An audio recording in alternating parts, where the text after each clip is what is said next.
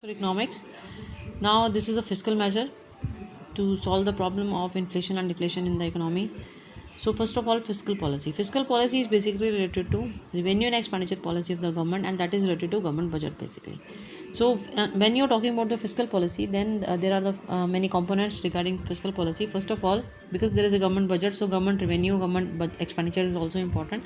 So, first of all, government expenditure. Supposing if there is a inflation in the economy, then inflation means when you are economic student, so you can also understand that what is inflation. That is, aggregate demand is more than aggregate demand corresponding to full employment. So that is the inflation. Suppose there is inflation in the economy, means there is a more flow of money in the economy which is required. More than that, then what government does, then government, in this case, what government will do, government will decrease the expenditure so that there is a less money flow in the economy and inflation will be controlled. And suppose there is a deflation in the economy, then government will do more expenditure in this case to control the situation of inflation and deflation. Because in the case of deflation, what happens that the aggregate demand is less than aggregate demand corresponding to full employment equilibrium. So this is the point. So when you are talking about the government expenditure, then government expenditure is not for health, education, or for other purposes like giving subsidies for the defense, and for government has to do some activities of infra. So all these included in the government expenditure. Now what about the taxes? This is the another part of the fiscal policy. In case of inflation, what will happen? In case of inflation, let's consider that there is a more money flow in the economy. So control that money flow in the economy. What government will do? Government will impose more taxes, more type of taxes on for the people, so that they are having less disposable income. The disposable income will decrease, and then due to the imposition of tax, what will happen? The situation of inflation will be controlled. And if in the situation of, we are talking about the situation of deflation, that means there is a less money supply in the economy as required. So in this case, government will impose less taxes, so that disposable income will increase and situation of deficient demand will be controlled. Now the next things, that is public borrowings or public debt. So in case of public borrowings or public debt, so if in the case of inflation, when there is an excess demand in the economy, then what will happen? Government will stop giving money to public in this case, and instead of giving money, government has to borrow from the public, so that money flow will be decreasing in the hand of the people. So in the case of inflation, public borrowings will decrease, and in the case of deflation, the people are already having excess demand, they are having excess money flow in the economy, and government want to reduce that. So in the case of excess demand, government has to borrow that surplus money from the public by giving more incentive to the public. And in the case of deflation, what government will do, people are having less money flow, they are having a deficient demand. So to increase their demand, what government will do, government will government will decrease the public debt, because the government want that the surplus money will be in the hand of public rather to be with the government. So government will not do public borrowings in case of deficient demand, and instead government will prefer public debt. Public debt means giving money to the public. And in the case of inflation, because the people are having excess money, so government will do what government will do, government will start public borrowings from public, and with less public debt in the case of inflation.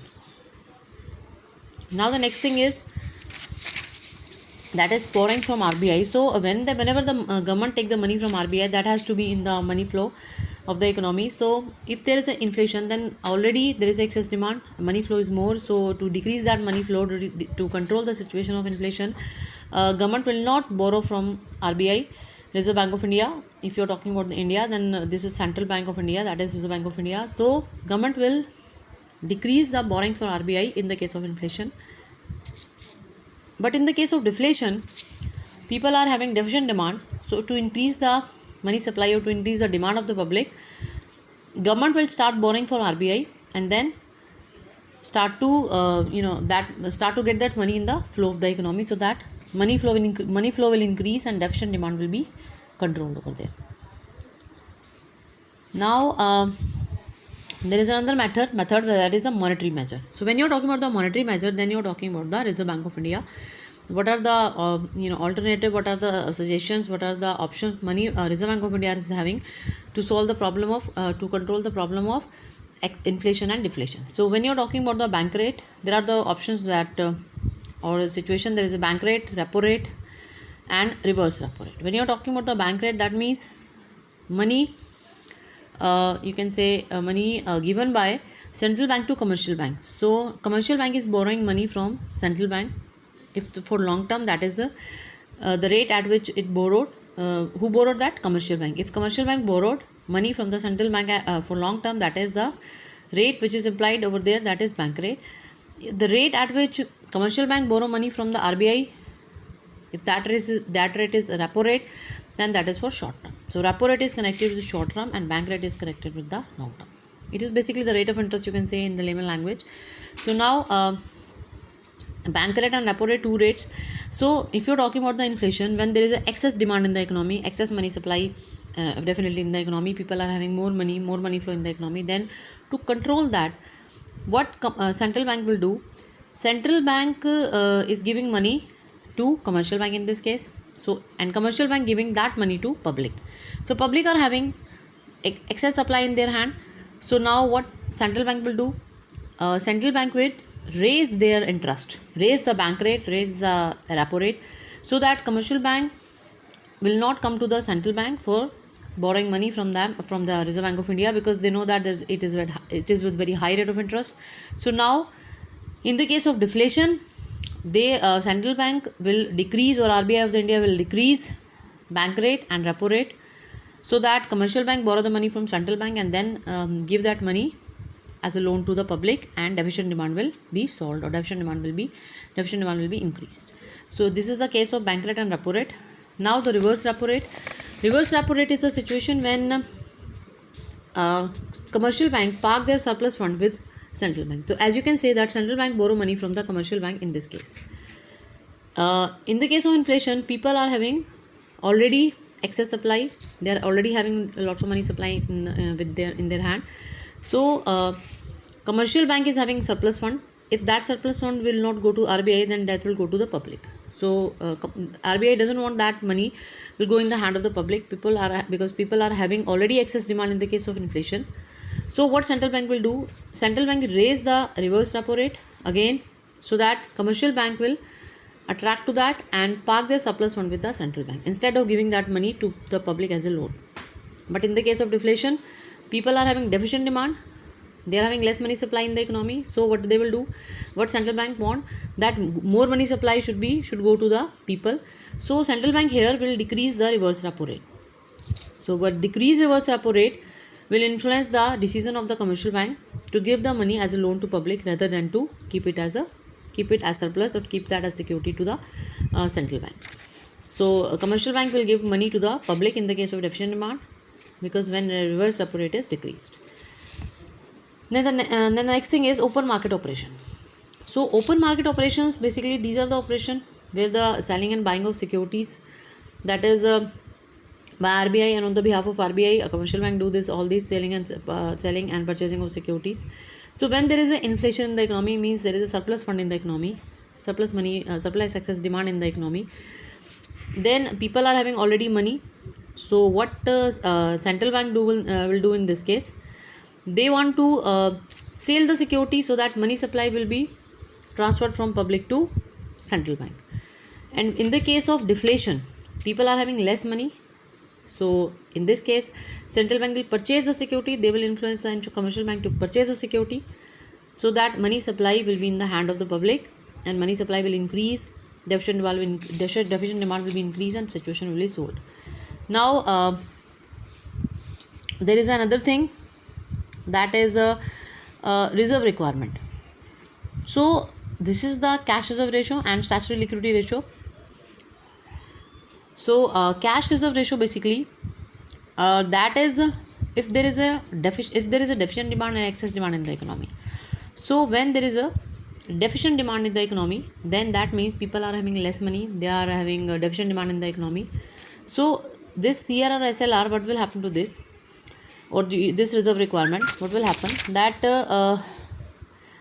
basically you have to understand what is this. So CRR means they are the reserve which is to be kept aside by the central bank. They cannot be used as a loan, or they cannot be given as a loan to public. They are to be kept as a reserve.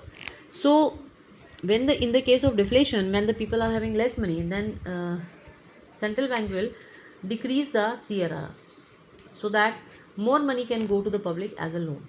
And in the case of inflation, people are having excess demand, then this CRR or SLR will be increased so that more percentage of deposit will kept as a reserve, and that should not be used as a loan to give to public. CRR and SLR, basically here, they are the reserve requirement and the part of legal reserve ratio. So there is a cash reserve ratio and then statutory liquidity ratio. So statutory liquidity ratio here is the part of the deposit, percentage of deposit, which is kept by the commercial bank itself or themselves as a reserve, and that cannot be used as a you can say a loan to the public. Now cash reserve requirement, this is a reserve requirement which is to be kept with the central bank itself, and you can say that commercial bank keep that reserve with the central bank. So that is a CRR. When commercial bank keep the percentage of deposit with themselves, then that is known as statutory liquidity ratio. So both the reserve cannot be used as a loan. So in the case of inflation, that reserve, because people are having already money supply, already excess demand, that reserve should be increased, and in the case of deflation, that reserve should be decreased so that more money can be used as a given loan to the public. Now the margin requirement, all the above method up to this point, they are also known as the quantitative method. Like you have just read out bank rate, repo rate, reverse repo rate, and then open market operation, then reserve requirement. All these are related to the quantitative method. Quantitative method, that is a monetary policy, related to the monetary policy, and quantitative method are the method which basically affect whole money supply in the economy. Now these are the qualitative method. This is a margin requirement, moral pressure, and then credit rationing. They are known as the qualitative. Here you can just write as qualitative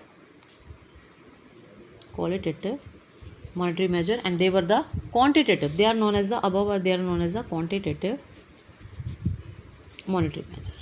So now qualitative monetary measures, they are why they are qualitative? Because they affect a particular segment, a particular section of the money, a particular section for the money supply in the economy. They are not affecting the whole economy at one point of time. So there is a margin requirement. First of method is a margin requirement. Margin requirement is also known as minimum down payment, basically. So that is the basically known as the difference between the basically a loan that has been taken by the people and the security they are to kept for taking the loan. So difference between that is known as margin requirement. So margin requirement, you can say, so that difference between the security kept for taking the loan from the commercial bank or loan sanction from the commercial bank by the people. So that is the difference between these two is known as margin requirement. So more margin requirement, that means more security is to be kept with the public, more securities to kept with the bank by the public. So if the margin requirement is to be increased, that will discourage the people for taking loan. When there is a less margin requirement, that means people are encouraging to take the loan from the commercial bank, and they will having more money supply in the economy. So in the case of inflation, because people are having more money supply in their hand, they are having excess demand. So what central bank want by that time, they want to decrease the money supply in the economy. So they will increase the margin requirement, and in the case of deflation, central bank will decrease the margin requirement to control the situation.